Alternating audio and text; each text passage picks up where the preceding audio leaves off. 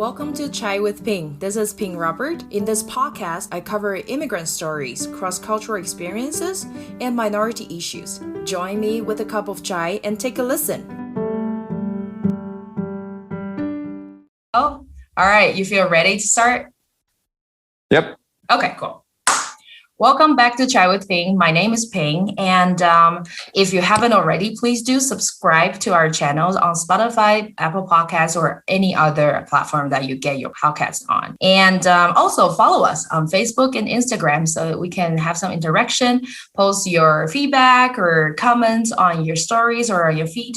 And tag me Chai with Ping, and I would love to hear from you. So enough about all that promotion. Today is the second episode of the series of being Asian adoptees in the US, and I have the honor to invite a friend, and then so let's welcome Mitchell. Hello, everybody. My name's Mitchell. I'm 23. I'm a Korean adoptee. Grew up and raised in Denver, Colorado. So yeah, just right now, just working, but glad to be a part of this. Awesome. Thank you, Mitchell, for the background. And just before we dive in, can you tell us a little bit more about your adoption story? Did you remember anything, or how old were you? Yeah, so my adoption story started at 3 months. I was adopted at 3 months from South Korea. With that being said, there are very little memories, if at all. I didn't personally remember anything. I had a few tapes here and there of my adoption, but that's really it. So there wasn't really any memories or any like cultural ties, at least when I was adopted out. So, I mean, I was adopted along with 4 other adopted siblings. I am the second oldest. All the rest of my siblings are also adopted from South Korea. And we all lived in Colorado as well for growing up. So, yeah. When you say you have 3 other siblings, or 4? I have four, yes. Okay, so were you all adopted into the same family, or just like different families? Oh no, all from into the same family. We are not biologically related in any way, but we were all adopted to the same family. So I have 4 siblings in my family, and they're all adopted. So yeah. Wow. Did you ask your parents why they decided to adopt 5 kids at once? I have. The response I've gotten is they just felt like it was the right thing to do, and that it's something that they've always wanted to do, and that they're okay with doing. It's about as simple as that. And so that's how 4 kids kind of came to, or 5 kids all came together. There is a little bit of a gap though between my youngest sister and my youngest brother. I think it's 5-6 years. So my last brother and adopted sibling, they're probably a little bit more on the fence on, but overall they still push through with it. So yeah, it's kind of our family so far. Are there any biological children in the house? There are not. Oh, so all 5 of you. Mm-hmm. That's so interesting. And do you guys go through an agency? How was that process like? Yeah, we all went through the same agency as Eastern Society Welfare Services in Seoul, Korea. In terms of the process, I'm not specifically sure. We were all adopted around the same age. I was 3 months. One of my siblings, I think, was 4 months. The oldest was 18 months. But in general, though, 18 is the oldest. 18 months was the oldest that was adopted out. I think it's a fairly straightforward process. You just submit paperwork, do background reviews, pay the fee. And from there, if your application gets approved, you go and get your kid and bring them back to the States. So do all the paperwork. Thank you for sharing. Mm-hmm. So then tell us a little bit about some stories that you remembered while growing up. In terms of my adopted identity, I was a part of a heritage group, an adoptee group that was founded in Colorado for a long time. I would say I had a lot of fond memories there, a lot of good times, but I definitely remember challenging my own identity constantly through those camps and outside of those camps. But there was like one memory that I had where it's just like I had a different color shirt than all the rest of the campers. And I remember crying because I didn't like not having the same color shirt as all the rest of the kids. And like, I think I ran away or something like that. So I'm not sure exactly what that means. But it did, I think, have an impact on my life and kind of like a reflection of who I was as a person at that time and who I was going to be. So in terms of other memories, though, I really think I had a great childhood. Wasn't really too eventful or too difficult for me in terms of identity or anything like that. For the most part, it was a very loving childhood, and my family was a very loving family. And I honestly have no complaints with my family or anything like that. So I think it's always a journey, but one that I think I weathered fairly well. So you went to the Korean Heritage Camp? Yeah, so it's called Korean Heritage Camp. It was, I think it was founded in 1992 or something like that. And it is just a camp for adopted kids, all ages from preschool all the way up to high school.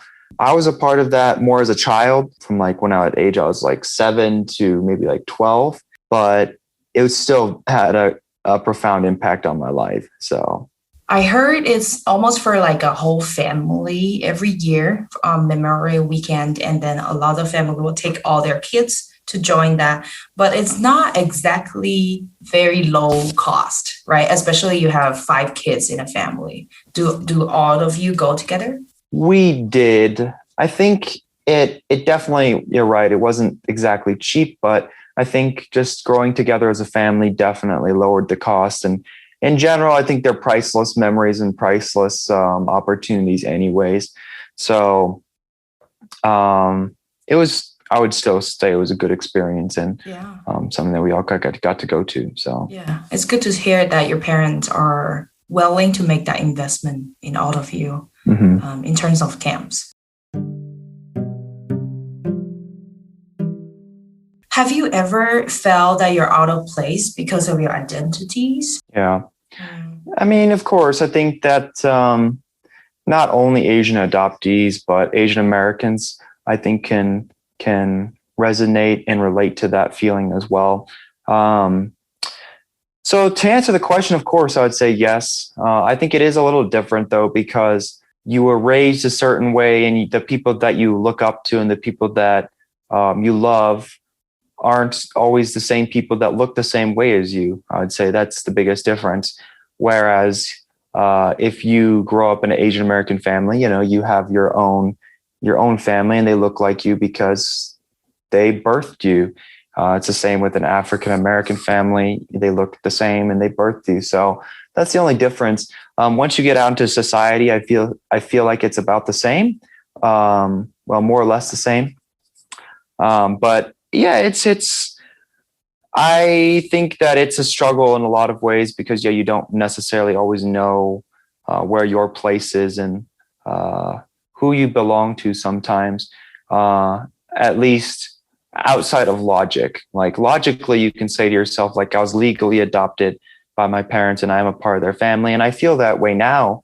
But, you know, throughout the years, sometimes I didn't feel that way. Sometimes it felt like I was kind of like an alien in my own planet. So yeah, it really just depends. And that's just my experience. Some other adoptees and some other people definitely don't feel the same way I do always. But in general, that's just kind of where I was at. So did anyone ever challenge you? In what way? Like identity wise? Challenge. I mean, I think I was constantly challenged because when you're around people that don't look like you for your whole life, you have to learn to adapt. You have to learn to understand how they think and learn to understand like what they value, because you can't really bank on your own sense of identity and your own sense of feeling, because at least at the time when you're growing up, you don't always have those resources easily accessible to you right away. And this was before the internet was a widespread thing and before social media was a widespread thing. So in that sense, we also I didn't have as much of a community as I think I would hope to. and enough resources, I think, as I'd hoped to. But at the same time, I'm thankful now because those opportunities exist today. So, is there any example that you feel challenged? Challenged? Not, I don't know specifically. That's an interesting question. Challenge wise, I mean, I feel like it's always been a challenge. I can't really specifically say. I mean, if anything, there are too many to count. Like just being different, like you don't, no one can relate to you. You know, you're in preschool and everybody else looks different from you. Doesn't matter. You're in high school and all your other teammates don't look like you, don't experience the same things. It's a constant theme. I don't think that there's one specific event that I can say that's what it was brought to. That was the defining moment of feeling challenged or something like that. It was a constant battle. Got it. Thank you for sharing that. That was an honest answer. And so how has being an adoptee, especially an Asian adoptees here in Colorado, shaped your perspective in your life? I think that it has shaped my perspective. I think it kind of goes back to what I was saying before of like, I think that by being different in any sort of way, it helps you think and it helps you adapt to other people. It makes you highly adaptable because, like I said, if you were to bank on your own feelings and your sense of self, at least when you're young, you'd be very much alone. And a lot of the times, like even no matter how hard you try, you'll still kind of feel like, at least I did. I felt alone in a lot of ways. I did have my siblings and they're some of like the closest people I've ever connected with. But outside of that, there's a lot of loneliness. But I would say that it's always had I think adoption, I will never say how much, I can't say how much it's impacted my life and like to think like, well, do I have like abandonment and attachment issues because of adoption? Or is this just a thing that many people experience? I can't honestly answer that question, how much of an impact the adoption has. All I do know is that it does have an impact. I just don't know how much. But I would say that it has shaped my life in many, many ways. But in a lot of ways, I think it's a matter of like, what do I want it? How do I want it to shape my life? And I think that I've let it shape my life by kind of like seeing how you can connect different cultures and be a part of many different cultures, yet not necessarily being totally into one or the other. So it's like, it's made me more, or it's given me a sense of perspective, and had made me just wiser, I think, about people and like understanding different groups and cultures. So I definitely say that that's been a huge impact in my life. You already mentioned that you feel that you're more flexible in terms of cultures. Do you find yourself easier to make friends who are different from you? Yeah, I would, only because I'm very curious about other people's lives and other people's experiences. And I think that's one gift of adoption as well, is that like it inspires a lot of curiosity. If you stoke it the right way, you find yourself very curious about other people's circumstances and lives. Like there's a lot of things that I still don't know about my history and my past, my own personal history and my own past. But in a way, I like learning about other people's because it does fascinate me, because I'm still trying to figure out my own, but other people, I'm always curious as to what they went through and how they came to where they're at today. So to answer the question, I say yes, 100%. But I also think it's a choice too. It's a choice to kind of pursue those things. I think that adoptees are naturally equipped with some of these opportunities to be a part of different communities and be a part of different things, but it's a choice. You know, you can choose to ignore that curiosity, ignore that opportunity, or you can pursue it full-heartedly, which is what I decided to do.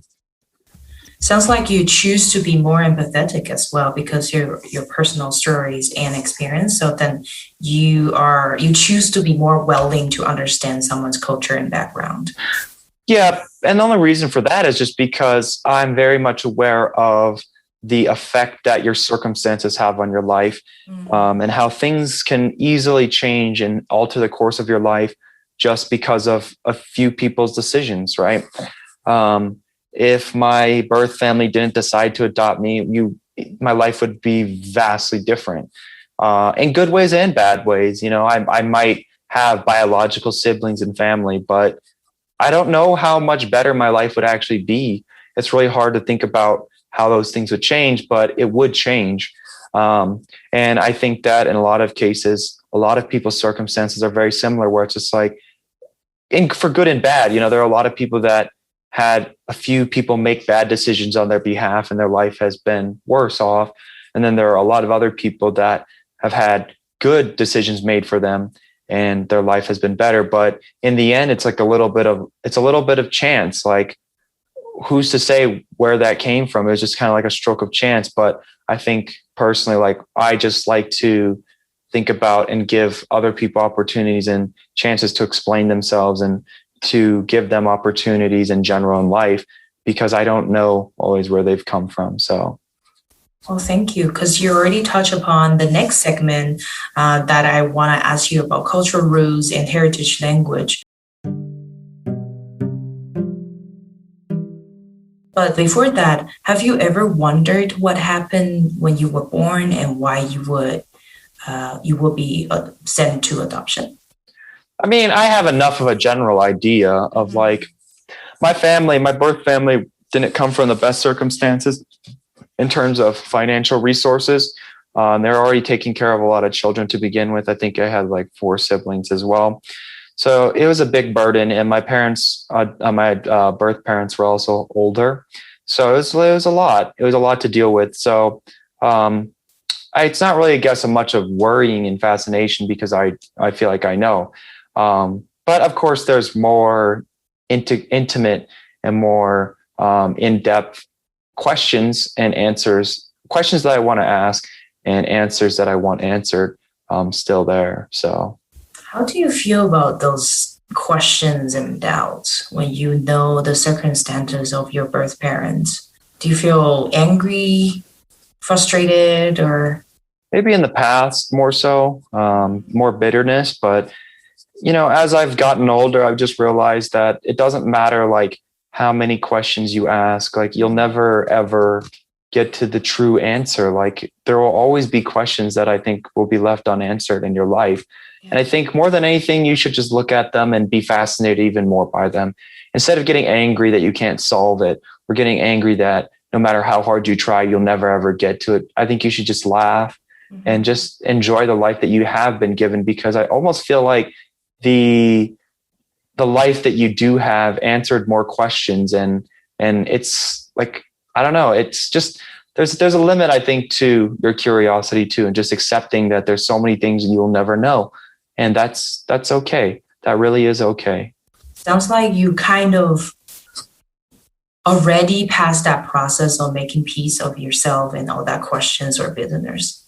I don't know. I would say that everything's always a work in progress. I don't think that one can truly say that they've ever conquered their demons entirely. I think it's always a reoccurring theme that comes up in my life, but it's more just a matter of like these days, I don't feel like it gets the best of me, and I don't think that it makes me feel any worse anymore.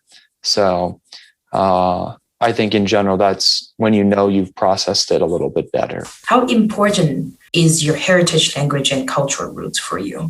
I think it's fairly important. I've already tried studying Korean for a few years. I just think that it requires a lot of time and effort. And also it requires, in my personal opinion, actual time spent in Korea, significant amount of time, at least 6 months to a year. I've studied Korean for 3 or 4 years, but I just never really got progressed further than that. So I do think it's important, though, for everybody to study, I would say, their language for sure, but also more than anything, just visiting. Even if you don't speak it, I think visiting is really important, the country of origin, because I've just seen other adoptees that don't always seem in touch with their roots. And I think that it is very important. And the ones that I feel like are most at peace with their identities are the ones that have traveled and have practiced and speak Chinese, Korean, or Vietnamese and have been back. It's not 100% the case, but I think that they're definitely more self-aware of who they are and where they've come from. And I think that's very big into personal development. How did you learn Korean? I think I was just reading books and using resources online. Pretty standard stuff. For me, learning languages comes down to just like practicing a lot and really risking failure every time and embarrassment every time. So, I mean, I used to go to Korean church to kind of practice. So that's primarily the way I learned it. I'm okay at it, but I think I could definitely improve, and it's still a lot that I need to do if I ever want to go to Korea. So, have you ever met your birth parents? Like, because you talk about visiting Korea. I haven't. I put in a request, I think like a year or two ago. Okay. I didn't get anything back, and I'm actually not too distraught about it. I just think that it'll happen in the right time and when it's supposed to. But maybe right now is not the right time. One day I'd like to just spend like a significant amount of time in Korea, maybe like a year at the minimum, to kind of like explore those things a little bit more. But right now I don't think that's the time, but it's definitely something I think about, and I think that will happen in my future. So that's awesome. Like a gap year. Mm-hmm. Yeah. Okay. How would you say to the younger adoptees? I think that adoptee, it depends on the age. I think that the younger you are, it's not something that you think about too much. But I think I was reading something where kids already form a sense of identity as young as the age of 7, and they start to like really ask questions about who they are and where they come from. As early as 7, it could be even younger. So I think that to help kids kind of like connect with their background and heritage, I think that, like I've kind of mentioned before, kind of like the support groups on Facebook and just a community where they can talk about things in a one-on-one basis, and not so much with like the supervision of parents. It's very tricky, I would say, but I think just having a good peer network where you can talk to those people about intimate things that you would probably not, or you don't feel comfortable enough of talking to your parents about, that's a big thing. I'd always encourage therapy and counseling too for younger kids if things become serious enough where it kind of gets in the way of their progression and their sense of identity and just childhood in general. I definitely recommend that. And yeah, I think the camps are very useful as well, for sure. I think that I've talked to a lot of younger adoptees in general, and I think that they're very much more adjusted than I ever was as a kid. I think that they have much more poise and a better sense of who they are than I do, or I did. I think that there'll always be trials and tribulations though that they'll have to go through, but I think that I don't worry about them as much, I would say, as I think I could have, just because of the pure amount of resources that are actually there right now. So I'm curious you already talked about community. So what are your closest community? Are they from the church you go to, or from the camps, or from online groups? I would say it's mainly from, with COVID and everything, it was hard definitely to make people or make friends in person, but I was a part of another adoptee group online through Facebook. And we talked a lot, and like I made a lot of good friends there. I travel a lot too, so I would see them in different cities just because I think it's very important just to talk to people about stuff and kind of help them along in their lives as best possible. But it's kind of like a hodgepodge of different communities and different things. Like I personally don't have that many friends. I mean, I like being a part of different communities. I've been a part of the Korean church for a little bit. I was a part of I was a part of like my school, and sometimes like helping out like the Asian American community and things like that. I've always had close friendships and ties with immigrants from all over the world. So Those are primarily the places that I hung out, or the people I hung out, and the places that I hung out with them as well. So awesome. Thank you for sharing that. Yeah, you have come to the right place, because my podcast is all about immigrants and cross-cultural stories. mm-hmm. So thank you for sharing your stories. So moving forward, you already talked about little tips and tricks at your experience or recommendation to encourage younger adoptees. Mm-hmm. What would you say, or you would like the allies or outsiders to know about you or your community? I think that one big thing, at least I'll give you like one negative and one positive. I would say that from the negative perspective, I think that a lot of people like to pity adoptees and pity adoption stories and make them feel like say, oh, look at you, like we feel bad. It's either from the adopted countryside. It's like, oh, we feel bad that our country like sent you away and that we didn't take care of you, right? That's one side. And I feel like that's just such a bad mentality to think like, well, look what we did. It's like, we feel bad. It's just like, personally, I think that that's not the approach that it should be. A lot of cases, adoptees come from families that were socially shunned and socially shamed, right? Whether they're from single mothers, whether they're from older families, poor families, whether they're from cases of rape or molestation. And all those things, at least in Korea, are shunned. And there were very little support for people that had children from those circumstances, and they kind of like had to hide them. I think that that piece of it is kind of pitiful. I think that in any way, there should be some sort of there should be guilt, but I think there should be action on the behalf of that to say like, hey, we didn't do it the way that we should have. And if we truly care about the people we care about, then we need to take care of all of our citizens, not just the ones that we think would benefit us or that we like and that look good.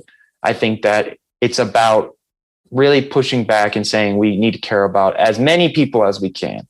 Circumstances, I know, make it difficult to do that, and it is hard, but I don't think that means you shouldn't try. And then the other negative would also be from the country that you're adopted to. A lot of the people there, sometimes parents, not often, but sometimes parents and other people that know anything about adoption, it's kind of like a very, again, it's a pity driven mentality where it's just like, well, look how lucky you are. And just like, you should be thankful and you should be happy. I think that downplays the struggles of actually being adopted. I think it's more complicated than that. And that, I mean, I've experienced it through the years where it's just like some days you're very happy. It's like, maybe they're right. But on the other days, it's just like, that's not really something you should say to someone that like lost a piece of who they are. And I didn't really believe it for a long time, that I thought adoption was like, you just go from point A to point B and you'll adapt and you'll just be just fine. And the idea of culture and heritage really doesn't matter. That's what I thought. But as I've just grown up, I think it matters tremendously and that you can't really escape it. So I think that piece sometimes is missing in the discussion, where it's like people think that it is as seamless and as easy to just go to one country to another and like it should be fine, right? Like, oh, as long as you have good parents, like there's nothing you should worry about. Like culturally, it's fine. It's like, well, they'll figure it out and assimilate. It's like that's not really how it works, in my opinion. So that's something I kind of just don't like, and I think that people need to think about a little bit more than that. And like, people for some reason assume that they know how people feel. And this happens across many, many different places. But there's a lot of other people that speak on the behalf of adoptees as well to say like, oh, well, like I know where like I was a single mother once or something like that. And like, I can understand. It's like, no, you can't. And I'm not too bitter or angry about that. It's more just like, you need to listen first before you can put any sort of opinion out there for those things. And that's what I try to do for other people's stories. It's like, I can't speak for Black Americans or African Americans, so why should I try? Only thing I can do is listen to them, kind of like relay what they're trying to say in my own lens as best possible, and not try to like obfuscate exactly what they're saying. So those are some things. In terms of like positives, I mean, I would say that for them to know, I think that in general, though, a lot of people have been very, very understanding at the same time. Like, I think that they're very curious, and I think definitely keep up with the curiosity. I think other people being curious about my life and everything like that has been very interesting for me. And I think that I find it very respectable in a lot of ways that people, they don't always have, like on the flip side of people saying those things, a lot of people are very curious about my circumstances and how I think about things just because of where I've been. And I think that should be encouraged. We should encourage people to be curious about other people's circumstances, and adoptees as well. Might need some proper training and some ways to go about it for sure. But I'm not telling people not to be curious about it. I think they should. It's just like kind of putting that a little bit more into perspective. That's all. So. Thank you so much. That was a very eloquent section that I also learned so much from what you shared. It feels like on the downside that people might pull a blanket and just like kind of like overgeneralize your experience and saying, oh, this is good, this is bad, or we should do better, we should do something else. But then it's not about them. It's about hearing your stories, understanding before they say anything. And then so I think you also mentioned that some people have already been doing that and they create or they learn to be empathetic of your experience and all. So wow, that's a great takeaway from your stories, Mitchell.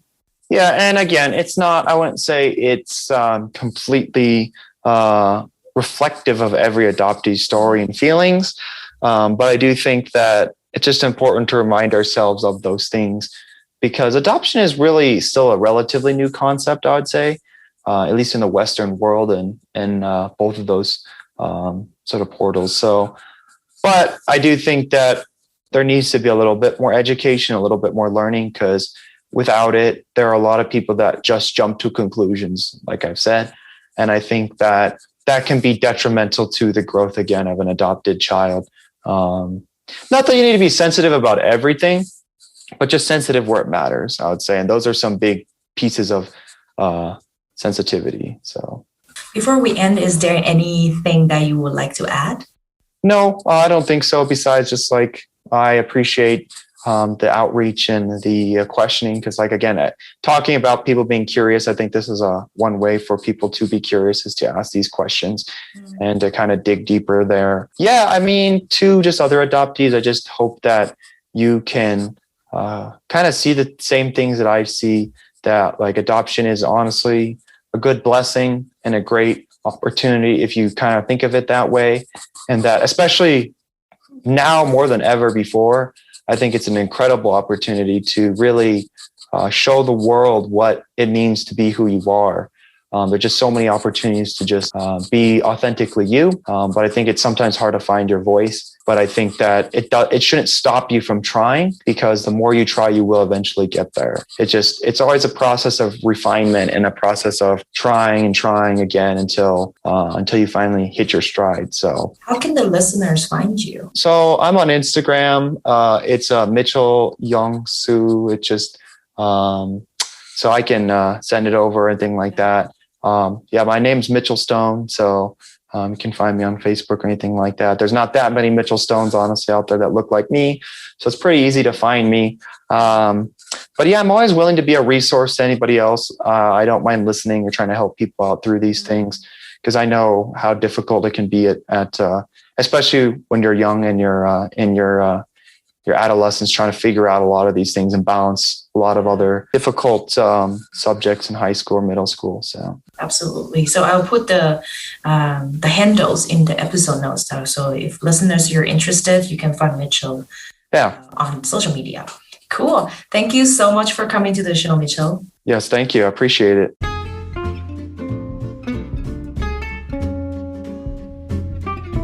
Thanks for listening to Chai with Ping. If you think someone will benefit from this episode, don't forget to share it with them. You can also follow us on Facebook and Instagram. If you like my show, you can buy me some chai with small donations. Details are in the episode notes. Till next time.